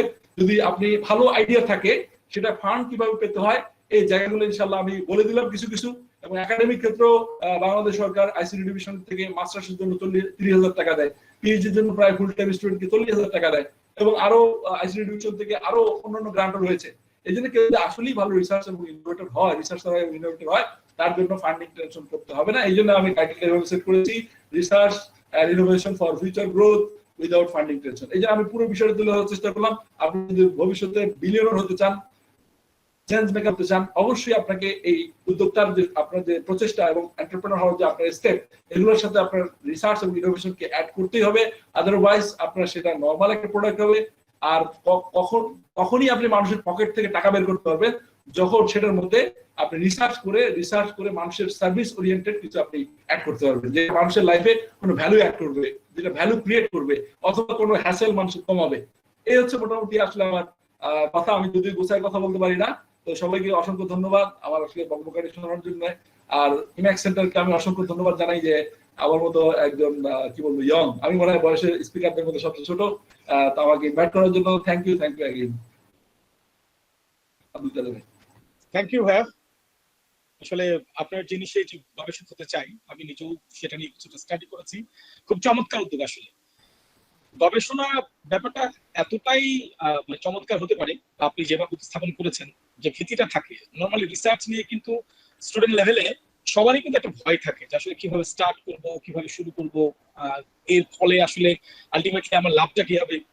বাংলাদেশে বিশেষ করে আমার কাছে, আমার এক্সপিরিয়েন্স থেকে বলি, রিসার্চ গুলো বিশেষ করে আন্ডারগ্রেড যে রিসার্চ গুলো হয়, কেউ একজন একটা ছবি শেয়ার করেছিল যে রিসার্চ ফাইনালি যেগুলো হয় আন্ডারগ্রেড লেভেলে, এই রিসার্চ পেপার গুলো ফাইনালি দেখা গেলো কেজি দরে বিক্রি হয়েছে সম্ভব না এটা জায়গায়। আমি জানি না আসলে এটা কতটা সত্য। তো ওইখান থেকে আমার মনে একটা দুঃখ বা কষ্ট আমার মনে কাজ করেছিল যে আসলে যতটুকু সময় নিয়ে তার রিসার্চটা সম্পূর্ণ করে থাকুক, 3 মাস 6 মাস 1 বছর, তার যে একটা সাধনা বা প্রচেষ্টা আলটিমেটলি কোনো কাজে আসেনি। তো আমি মনে করি যে নিড বেসড রিসার্চ আমাদের সোসাইটিতে যে দরকার, যে জিনিসটা দরকার, আমি মনে করি আমাদের দেশের প্রেক্ষাপটে আমি অনেক হাই এন্ড টেকনোলজি নিয়ে রিসার্চ করছি, কিন্তু সেটা স্টার্টআপে কনভার্ট করতে গেলে হয়তো আমার অনেক বড় ধরনের ক্যাপিটাল লাগবে। ইভেন রিসার্চের এনভায়রনমেন্টটা ভালো না, তার জন্য যে ধরনের লজিস্টিক্স দরকার সেটা হয়তো আমাদের দেশে অ্যাভেলেবেল না। কিন্তু আমাদের দেশে কিছু বিদ্যমান সমস্যা রয়েছে। যেমন আমি খুব ছোট্ট একটা সমস্যার কথা আপনাকে শেয়ার করি, যেহেতু আপনার প্ল্যাটফর্মে অলরেডি অনেক রিসার্চার আছেন। বিশেষ করে বাংলাদেশের যে মশক নিধন নিয়ে আপনারা অলরেডি খেয়াল করেছেন, প্রত্যেকটা সিটি কর্পোরেশন স্পেশালি বর্ষাকালের আগে যে ধরনের তৎপরতা থাকে, এবং এই দেশ থেকে ওষুধ আনা হচ্ছে, ওই দেশ থেকে আনা হচ্ছে, এই করা হচ্ছে, সেই করা হচ্ছে, আলটিমেটলি মশক নিধনটা কিন্তু স্যাটিসফ্যাক্টরি পর্যায়ে কিন্তু হয় না। মশা যার কাছে আমরা নিতান্ত অসহায়, হ্যাঁ, ছোট একটা কীট বা ছোট একটা অনুজীব। তো এই ক্ষেত্রে আমি মনে করি বাংলাদেশ থেকে এই ধরনের নিড বেসড যে রিসার্চ গুলো রয়েছে, যে বাংলাদেশের মশক নিধন এই কর্মসূচিটাকে আমি যদি চিন্তা করি যে আমি একটা টিম ফর্ম করবো, বা আমি গভর্নমেন্টকে প্রপোজ করবো, কিন্তু আমি সিটি কর্পোরেশনকে প্রপোজ করবো যে আমরা এইভাবে আমাদেরকে একটা ফান্ড দেন, আমরা একটা রেজাল্ট ইনশাআল্লাহ আপনাকে এনে দেবো। তার আগে কাউকে থেকে ইনিশিয়েট করতে হবে যে হ্যাঁ, মশক নিধন নিয়ে আমরা একটা হয়তো রিয়েলিস্টিক একটা রিসার্চ করে আমরা হয়তো তার একটা সলিউশন আমরা যেতে পারি। তার জন্য আমাদের প্রোটোটাইপ করতে হবে, এই মডেল দাঁড় করাতে হবে, এই জিনিসগুলো লাগবে। সেই সময়টা এসছে এখন যে বিভিন্ন যে বিদ্যমান বাংলাদেশের যে সমস্যাগুলো আছে এই সমস্যাগুলোকে সমাধান করার জন্য যে ধরনের রিসার্চ দরকার সে ধরনের রিসার্চ আমার মনে হয় শুরু করা। আমার জায়গা থেকে আমার একটা রিয়েলাইজেশন জাস্ট আপনাকে শেয়ার করি। আমার অবশ্যই সেই বিষয়টাতে আমি তুলে ধরেছি, আপনি তো আপনার ডেসক্রিপশনে সেটাই লিখেছেন বা আমি ওটাই কিন্তু পয়েন্ট আউট করেছি যে লোকাল প্রবলেমকে সলভ করতে হবে লোকাল রিসোর্স এবং লোকাল ট্যালেন্টস দিয়ে। ওকে, থ্যাংক ইউ। আপনার আলোচনার জন্য খুব প্রাণবন্ত, খুব চমৎকার আলোচনা রেখেছেন। আমরা উই আর মানে too much lucky to have you